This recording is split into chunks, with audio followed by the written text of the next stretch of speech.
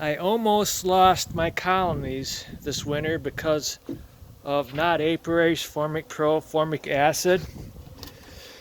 I used it in 2019, September, did the double 10, and went through the month of October noticing bees were dying. I was too busy to really get into them and check them.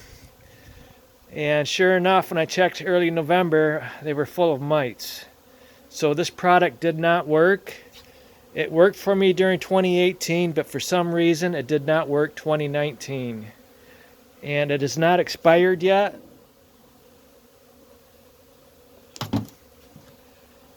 So my bees lost quite a few of the population, the strength, during the month of October and November. And I struggled all winter long to keep them alive. I did oxalic acid twice in November. I did it in January. This is what I used. I used this Varroa vaporizer. And buy this off of eBay or Walmart internet store. It's a Florida Laboratories oxalic acid. 10 pounds, $28. It's a good deal, and it kills the Varroa mites because I had new bottom boards on most of my colonies when I used that. And I checked all the bottom boards, and there was a lot of dead Varroa mites that came off after I used that. I'm down to 58 colonies. I've lost 2 more queens.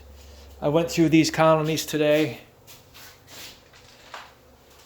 and I lost 2 more queens. So for the winter, I basically lost 10%. 1 colony was my fault because I didn't get to them in time. They needed honey. And then I've lost 4 or 5 queens during the winter.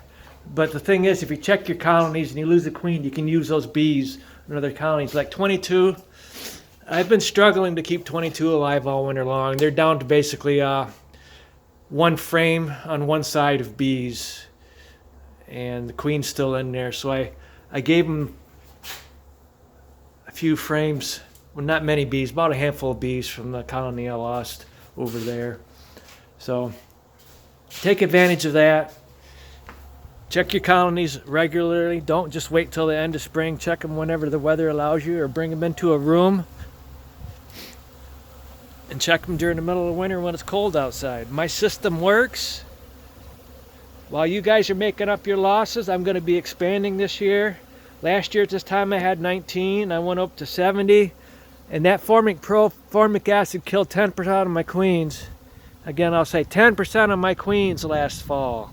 I will never ever use it again. On the instructions it says fragile queens. That's just a marketing cop-out to make you think that queen was unhealthy to begin with, and that's just a bunch of crap. It just randomly kills 10% of your queens.